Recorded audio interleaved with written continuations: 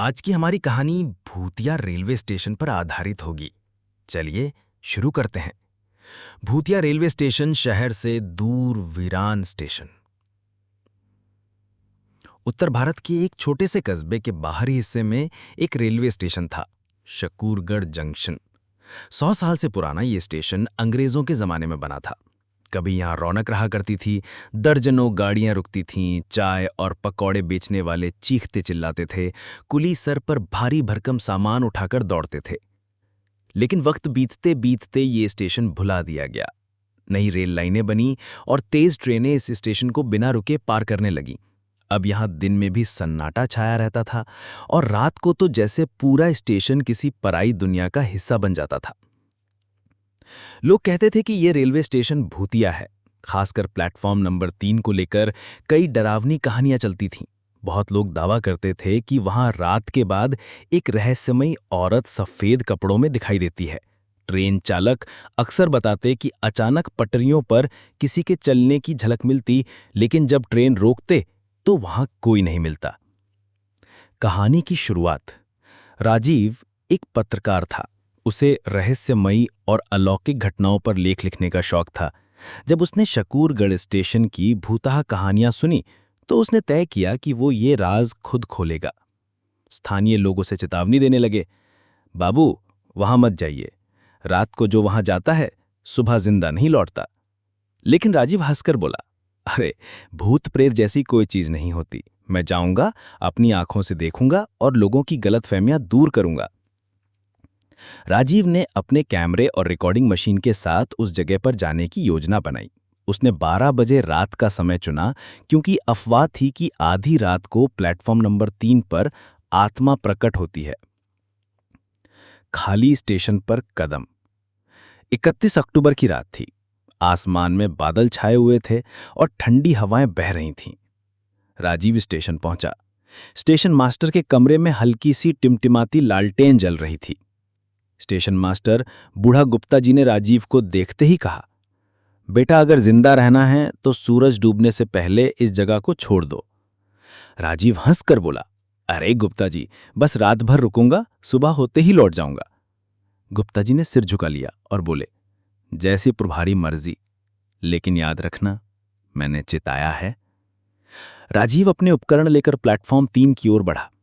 अजीब बात यह थी कि पूरा स्टेशन सुनसान था, लेकिन जैसे ही वो प्लेटफॉर्म के पास पहुंचा, एक ठंडी लहर उसके शरीर से टकराई। ऐसा लगा मानो वहां हवा औरों से अलग सांस ले रही हो। अजीब घटनाएं। घड़ी ने जैसे ही 12 बजाए, अचानक दूर से ट्रेन की सीटी सुनाई दी। राजीव ने सोचा, अरे ये तो अच्छी बात है, फुटेज मिल जाएगा।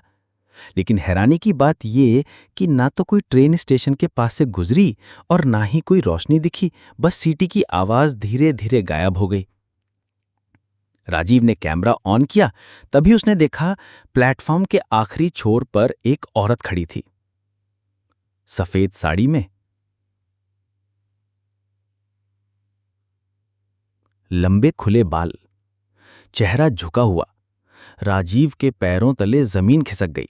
उसने सोचा, यह कोई इंसान भी हो सकता है, लेकिन इस वीराने में आधी रात को कौन औरत खड़ी हो सकती है? वो थोड़ा साहस जुटाकर बोला, कौन है वहां? औरत ने कोई जवाब नहीं दिया। धीरे धीरे उसने सिर उठाया। उसका चेहरा जाते जाते सड़ चुका, काला और डरावना दिखाई दिया, और उसकी आंखें मानो अंगारे जल रहे हों। राजीव का दिल तेजी से धड़कने लगा। तभी प्लेटफॉर्म पर अचानक पुराने लाउड स्पीकर से आवाज गूंजी, ट्रेन नंबर 666 प्लेटफॉर्म नंबर 3 पर आने वाली है। राजीव हक्का बक्का रह गया। स्टेशन तो बंद पड़ा था, फिर अनाउंसमेंट कैसे हुआ? मौत की ट्रेन। राजीव घबराकर पीछे हट ही रहा था कि उसने दूर से आती हुई रोशनी देखी। एक पुरानी भाप इंजन वाली ट्रेन तेजी से प्लेटफॉर्म 3 पर आती नजर आई। उस ट्रेन में यात्री बैठे थे, लेकिन सभी कंकाल। कुछ की आंखें नहीं थीं तो कुछ के शरीर आधे सड़े हुए थे। वो ऐसे हंस रहे थे जैसे मौत का तमाशा हो। ट्रेन रुकते ही सफेद साड़ी वाली औरत ने हाथ बढ़ाया और मानो यात्रियों को बुलाने लगी। राजीव के कैमरे ने सब रिकॉर्ड कर लिया, लेकिन वो खुद डर के मारे वहीं जड़ हो गया। उसने भागने की कोशिश की, तभी उसे किसी ने पीछे से पकड़ लिया।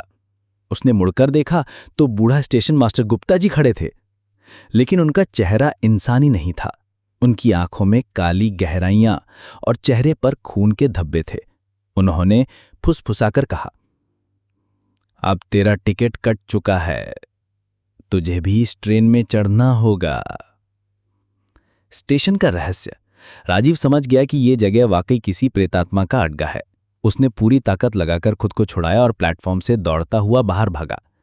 सड़क पर पहुंचकर उसे अंधेरा ही अंधेरा दिखा। अचानक किसी ने उसे जोर से धक्का दिया और वो बेहोश हो गया।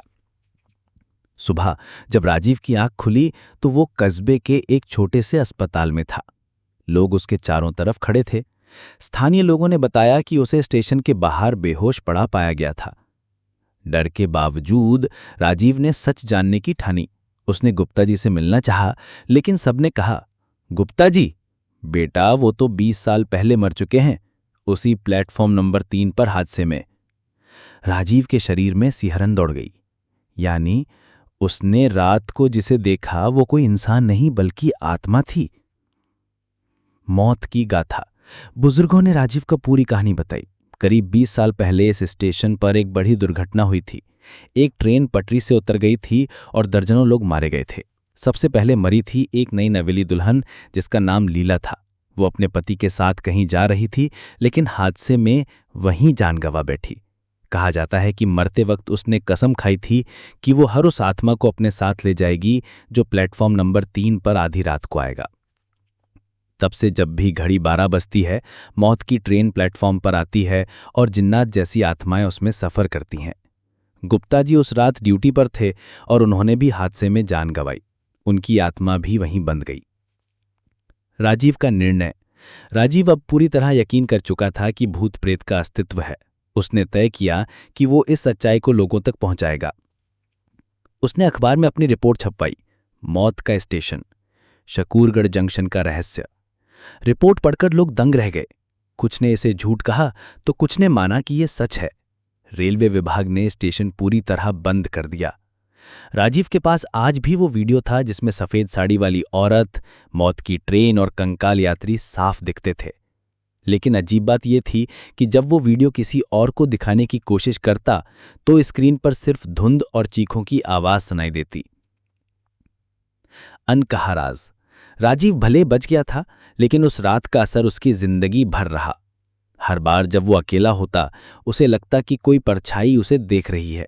कभी कभी आधी रात को उसके कमरे में वही अनाउंसमेंट सुनाई देता, ट्रेन नंबर 666 प्लेटफॉर्म नंबर 3 पर आने वाली है। राजीव डरकर चौंक कर जाग जाता। उसकी आंखों में अब भी वही सफेद साड़ी वाली औरत का चेहरा घूमता, मानो वो कह रही हो, राजीव अगली बार तेरी बारी है। कहते हैं कि शकूरगढ़ रेलवे स्टेशन आज भी वीरान पड़ा है। कोई वहां रात को रुकने की हिम्मत नहीं करता।